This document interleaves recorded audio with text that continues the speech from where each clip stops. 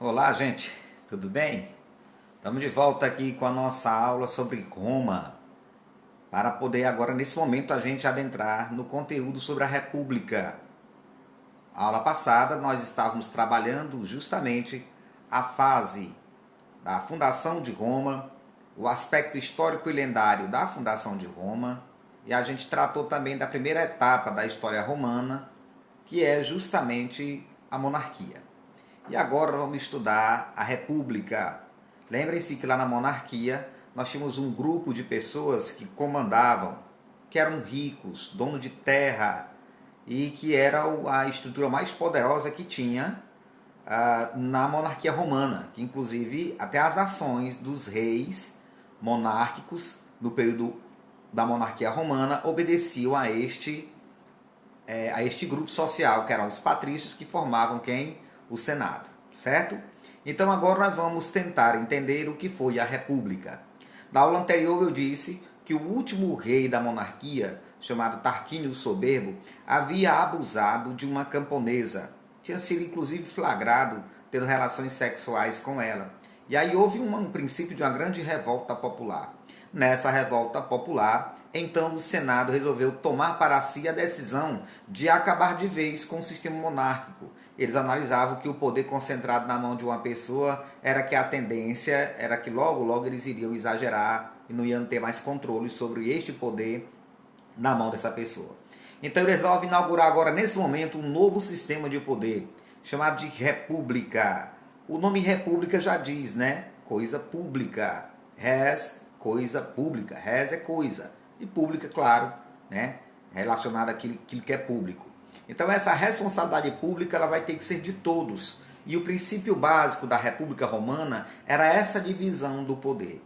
Claro que a estrutura política se mantinha como o Senado controlado pelos patrícios, onde era sempre o principal órgão de poder, claro. Mas para poder dividir a responsabilidade para governar toda a República Romana, que se inaugura agora, nós vamos ter os cônsules, os pretores, os censores, os edis, os questores e os ditadores.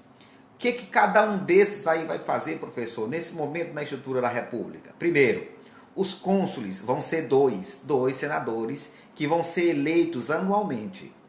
E eles vão presidir o Senado e eles vão propor leis. É como se o Senado fosse escolher dois entre eles para poder eles governarem, eles organizarem todo o sistema de governança. Bem, também o Senado escolheria também pretores, que seriam pessoas responsáveis por promover a justiça. Também iriam escolher censores, aqueles caras que faziam o censo da população, a contagem das pessoas que entravam e que saíam de Roma, né? As pessoas que tinham renda, que eram mais ricos, que eram mais pobres, enfim. A partir daí eles montavam o que nós chamamos de o álbum senatorial. As pessoas que tinham renda, que tinham mais dinheiro, que era pobre, quem era rico, enfim, para eles poderem fazer uma análise de quem era quem na sociedade romana. Depois eles vão escolher também os edis. Quem são os edis? São aqueles responsáveis pela conservação e o policiamento e o abastecimento da cidade, certo?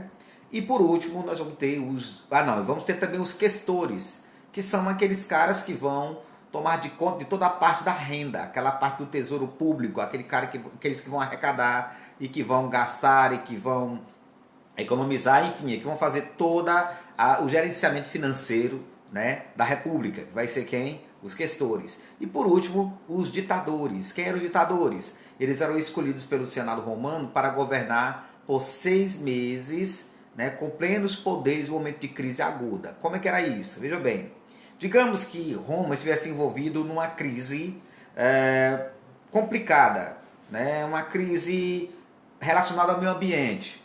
Deu muita seca, teve muita chuva, ou então um processo de invasão de guerra.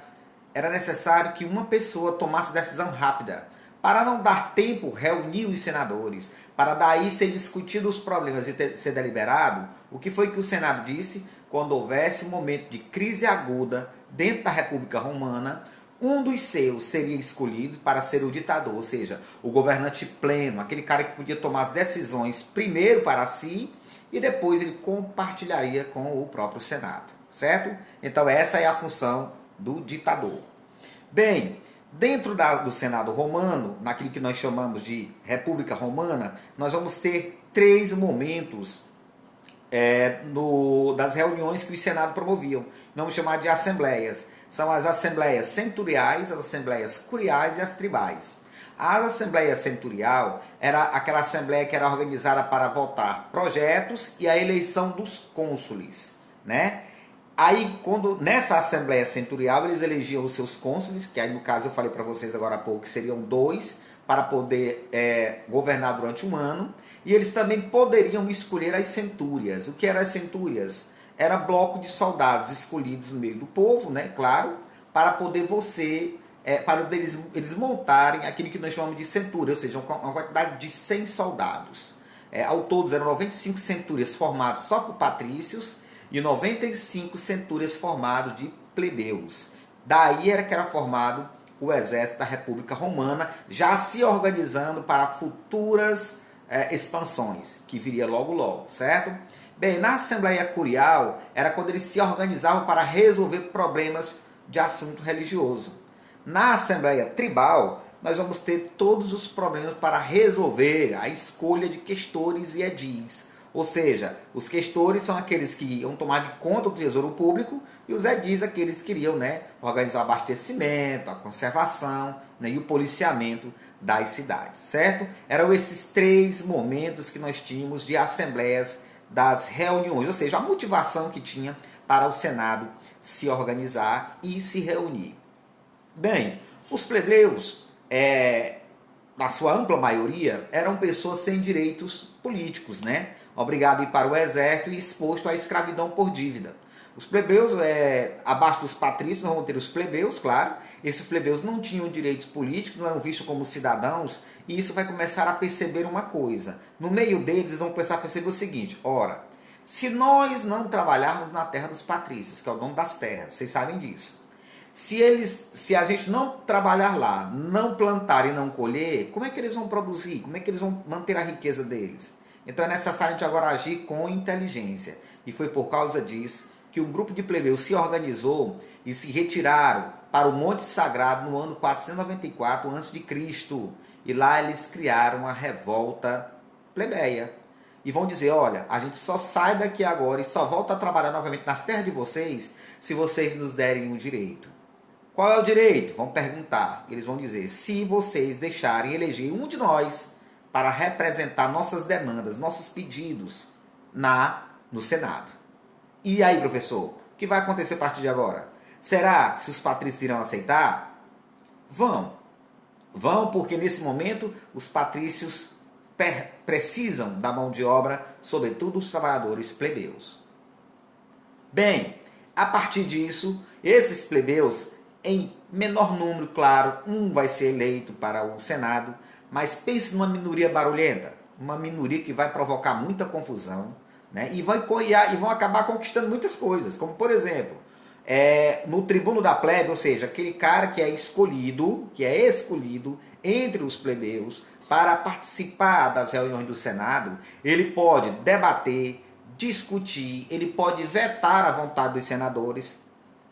Embora o Senado não obedecesse o seu veto, mas ele poderia discutir, ele poderia dizer que não aceitaria determinado tipo de situação. Ele tinha imunidade, ele não poderia ser acusado de crime algum ou podia ser preso, enfim.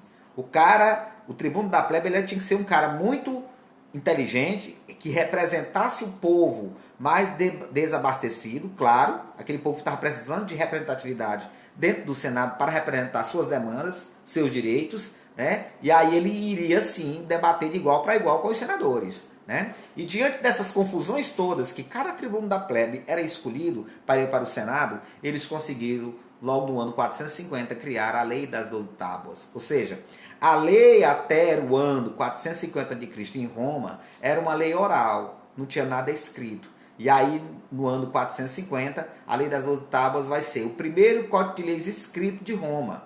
Essa lei, inclusive, gente, vai influenciar até a nossa lei moderna da Constituição brasileira atual. Veja como é interessante tudo isso, né?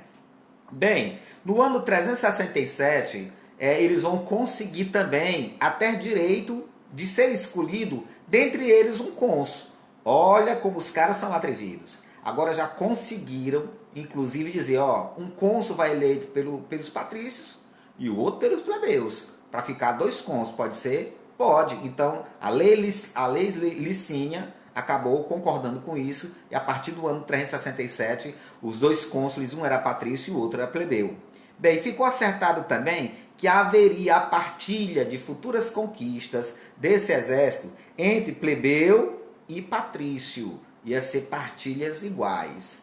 E a mais interessante de todas as leis que eles conseguiram, que foi a Lei Canuleia. O que era isso? Ora, digamos que uma patrícia rica se apaixonasse por um plebeu pobre.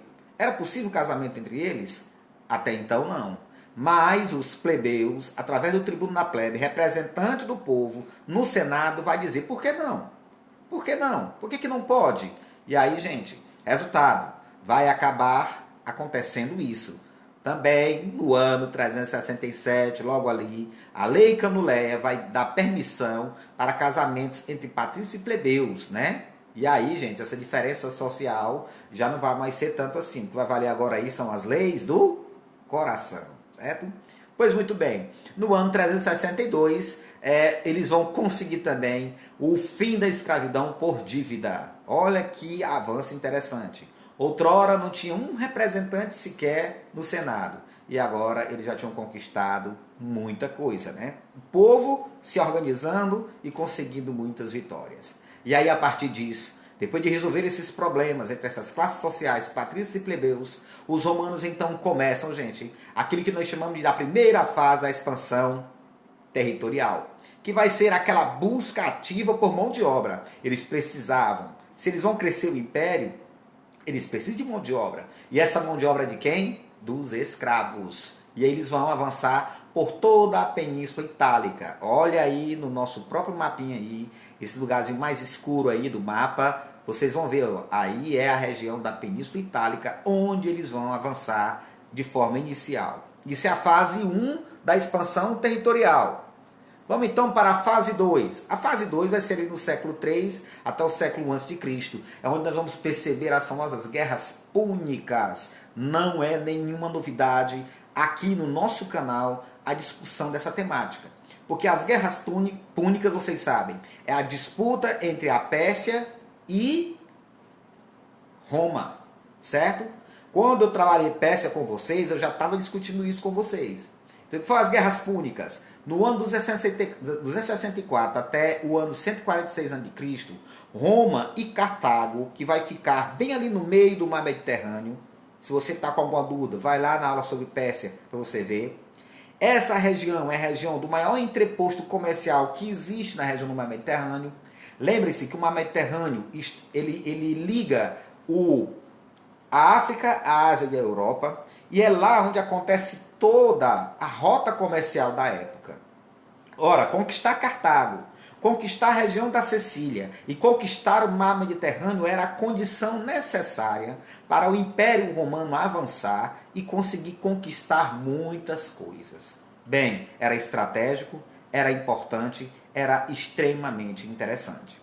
Bem, Roma consegue vencer Cartago e agora já domina o mar Mediterrâneo. Para a região do Oriente, eles vão conseguir invadir a Macedônia, a Síria, a Grécia e o Egito. E aí o Egito fica lá como se fosse uma espécie de protetorado. Daqui a pouco eu vou falar sobre o Egito, a relação com Roma, para vocês entenderem. E também na região do Ocidente, a Península Ibérica e a região da Gália. Veja aí no mapinha, tudo que está aí, né, de marrom aí, é onde o Império Romano foi avançando e foi tomando de conta. E agora, professor, com esses avanços, Roma começa a ser o protagonista do processo histórico do mundo nesse momento? Eu diria que sim, porque o Império cresceu e cresceu muito, né? Cresceu e cresceu muito. Bem, quais são as consequências dessa expansão? Primeiro, o Mare Nostrum, né? Que quer dizer o mar Mediterrâneo está controlado definitivamente pelos romanos. O mar agora é dos romanos, né? Entrada de riquezas em grande quantidade dentro do Império Romano, na região do Lácio, na região de Roma, mesmo em si. Né? Ruína dos pequenos proprietários, principalmente aqueles coitados plebeus. Né? Concorrência com grandes proprietários enriquecidos com as conquistas. Quem era grande tornou-se mais grande e massacrou o pequeno. Né? Ou seja, o grande vai quebrar o pequeno. Bem, acontece que aqueles plebeus que se quebraram e que viviam no campo e que trabalhavam, muitos começaram a vir para a cidade e querer participar desse momento de expansão. E aí, gente, nós vamos perceber também o famoso êxodo rural, a fuga do homem do campo para a cidade, em busca de riqueza, né? E aí, gente, o coitado do plebeu ficando cada vez mais pobre. Aquele plebeu que não conseguia enriquecer, né? Nesses momentos de expansão, ele vai ficando pobre. E ele vai ficando pobre e não vai ter mais condição nem sequer trabalhar no campo. Por quê? Porque a entrada de milhares de escravos, os povos conquistados, vai consolidar o modo de produção escravista romano. O que é isso? Ora, aquele povo que foi derrotado, ele agora será meu escravo. Ora, mas ele sendo meu escravo, eu não vou pagar absolutamente nada para ele. É o modo de produção escravista, certo? E então o plebeu vai perder a condição de ser as mãos de trabalho dos patrícios. E aí, gente, nós vamos perceber alguns plebeus que enriquecem com o comércio no processo de expansão, mas também muitos plebeus que vão quebrar, vão ficar pobres e não vão ter sequer o direito a um prato de comida, certo? Em cima disso, nós vamos perceber agora uma nova configuração da organização social, né, da República Romana. Percebam aí neste nosso, né, nessa nossa pirâmide social, a Câmara Senatorial, que continua lá em cima, os patrícios continuam sendo os bambambãs. Né? Logo abaixo deles, nós vamos ter agora uma classe de plebeus, ricos, privilegiados, porque ganharam dinheiro com o comércio e com o avanço desse processo de expansão. E nós vamos ter também, abaixo dessa classe equestre, que são os plebeus ricos, nós vamos ter os clientes, que são os agregados, os que devem favor também agora para plebeu rico e para patrício rico. Logo abaixo do cliente, nós vamos ter também aquele plebeu pobre, que nós vamos chamar de proletário. E abaixo, a grande mão de obra conquistada, que seriam os escravos, certo? Essa é a nova configuração social que está mudando agora na República Romana. Bem, depois de tudo isso, agora é importante a gente compreender essa fase final aqui da nossa história sobre a Roma, né? Sobre Roma. Vejam bem, na República Romana, nem tudo são flores. Vocês viram lá que patrícios e plebeus resolveram seus problemas, suas querelas. Mas aí, gente, vai ter muitas outras coisas para serem resolvidas agora. Né? Bem, no processo que nós chamamos de processo de lutas civis, nós vamos ter alguns problemas. Por exemplo, a crise de agricultores, né? Gente passando fome, gente que não tinha terra para plantar, gente que não tinha emprego, porque a escravidão estava muito grande devido às guerras de conquista, como eu acabei de falar para vocês. Aí, no meio desses plebeus, será agora escolhido para ser o tribuno da plebe lá no Senado, um cara chamado Tibério Graco.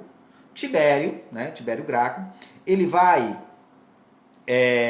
ser eleito no ano 133 a.C.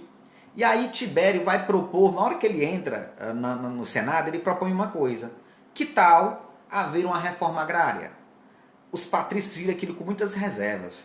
Ficaram todos admirados e ficaram todos com medo. Poxa, mas por quê? Por que reforma agrária? O que é reforma agrária? Reforma agrária, gente, é a divisão de terras iguais para todo mundo. A proposta do Tibério Graco era que houvesse terras divididas em 10 mil metros quadrados, equivalente a 125 hectares. Cada pessoa teria direito a 10 mil metros de terra, 10 mil metros quadrados de terra. Ou seja, equivalente a 125 hectares. E aí?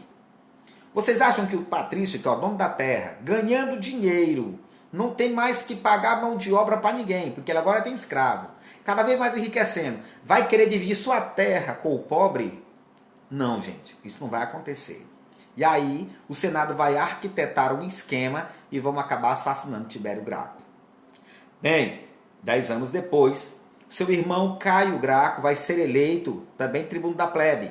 Ele também reapresenta novamente esse projeto de reforma agrária. E o pior ainda propôs que o Senado pudesse criar uma lei que pudesse distribuir trigo para o povo. Meu amigo, a confusão vai ser grande. Se um queria terra, o irmão dele queria terra para dar para o povo, esse, além de querer terra, quer também que dê comida para o povo. E aí, vocês acham que os patrícios vão concordar com isso, com a sua maioria no Senado? Obviamente que não. Pois irão cercar tanto, irão dar tanta pressão no coitado do Caio Graco, que ele teve uma saída honrosa para se retirar da vida, desse plano físico e plano terreno que nós temos. Ele preferiu mandar um escravo seu o assassinar. Ou seja, você tinha duas formas de se suicidar no período romano. Ou você podia se suicidar com honra, pegando um punhal bem pontiagudo e bem amolado e cortar, né, os punhos e morrer ali sangrando. Ou você poderia pedir para um dos seus empregados lhe matar perante o povo, para dizer que você tem honra. E assim ele fez. Ele preferiu mandar um dos seus escravos matá-lo. E ele foi lá, o escravo foi lá e matou o próprio chefe dele, Caio Graco. Bem, perceberam aí que não houve condições de haver essa reforma agrária. Bem, começa a haver então movimentos terríveis. Começa então a haver movimento de protesto dos plebeus pobres e muita gente se agregando, artesãos se agregando. E aí o Senado viu que só tinha uma saída. Qual seria a saída agora para poder conter a crise e o problema? Era colocar alguém da plebe para se tornar o grande chefe, cônsul e ditador romano. Lembre-se que a ditadura é para o cara ficar 6 meses para resolver o problema de crise, né? E aí, diante da crise, eles colocaram um ditador. Quem? Mário. E esse Mário, ele era um cara de origem plebeia, né? E ele vai ser um cara reformista. O que o Mário vai propor? Ora, Mário, ele vai nascer no ano de 157 a.C., vai morrer no ano 86 a.C., lá por volta dos anos 92 a.C., Mário vai ser escolhido vai ser escolhido ditador romano. E aí, quando ele se torna ditador romano, para poder conter todos esses problemas que está acontecendo de protestos da plebe, ele vai chegar e vai governar com todo o poder, né? E aí ele vai propor algumas coisas, como por exemplo, ele vai propor ampliar, né, o alistamento militar, né? O alistamento militar.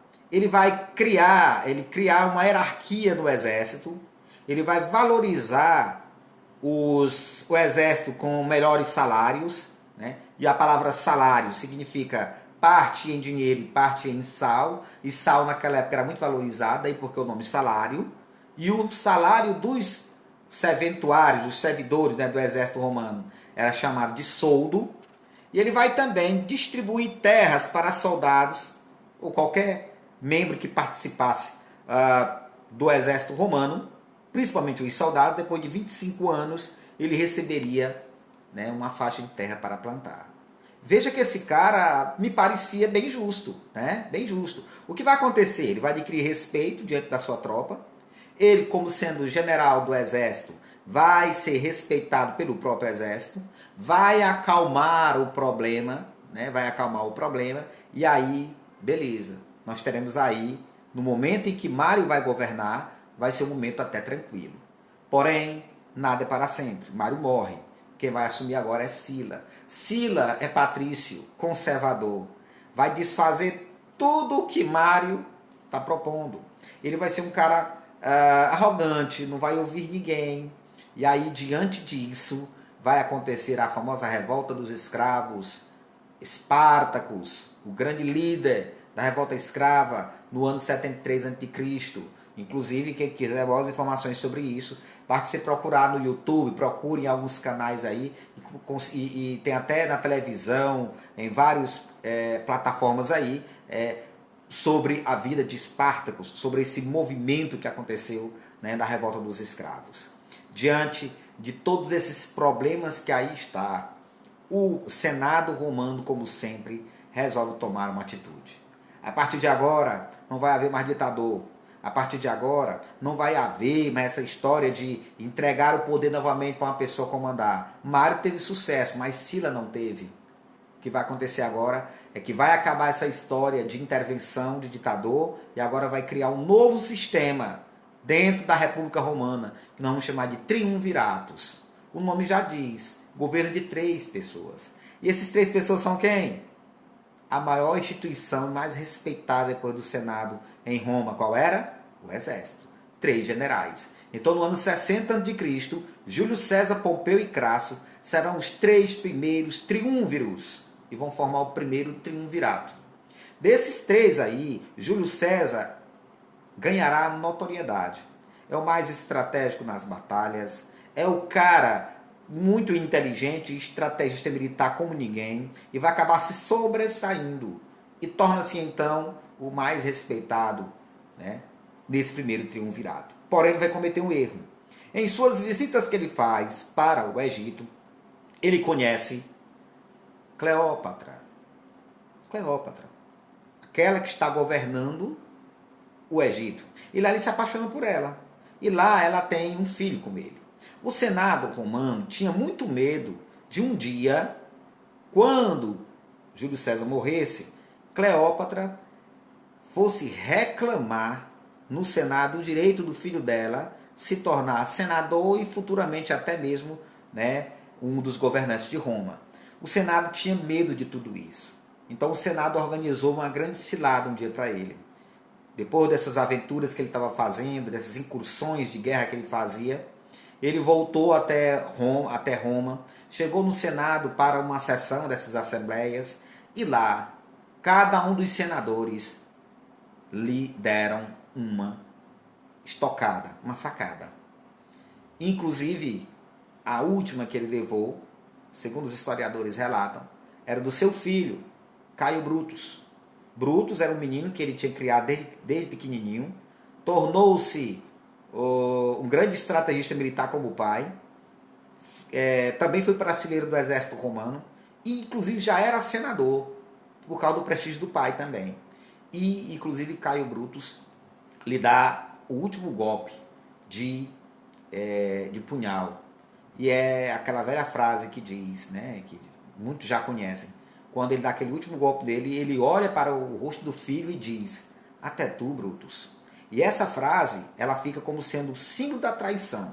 Se tem 2 caras que a gente pode dizer que é o símbolo da traição, é Brutus, que dá uma estocada no pai de criação, pai mesmo, né? E o pai diz: até tu, Brutus. E também aquele rapaz que diz assim: Senhor, permita-me que eu beije a tua face. Judas Iscariotes, aquele que traiu Jesus por 30 moedas de prata, né? Pois muito bem, depois que isso acontece, depois que Júlio César morre, o Senado romano então resolve criar o segundo triunvirato, formado por Marco Antônio, Otávio e Lépido. Bem, aqui Lépido não vai ser tão estrategista.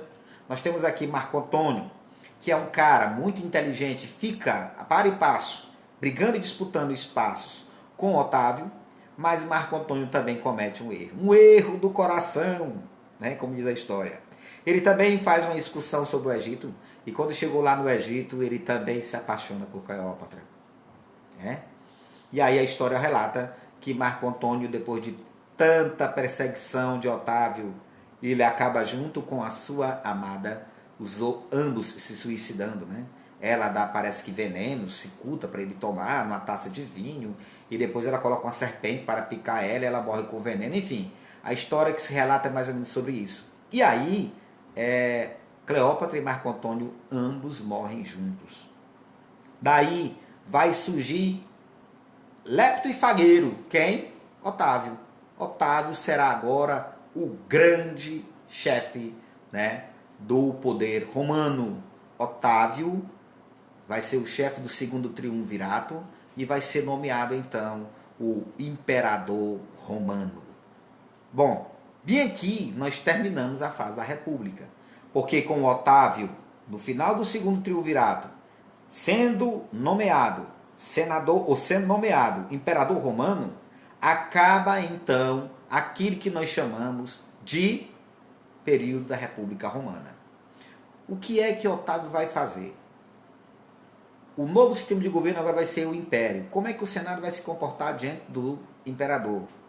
O que que o imperador Otávio vai fazer? Como será o seu governo? E como será então o fim do Império Romano? É isso que nós vamos ver na nossa próxima aula, tá bom, gente? Obrigado e até a próxima oportunidade.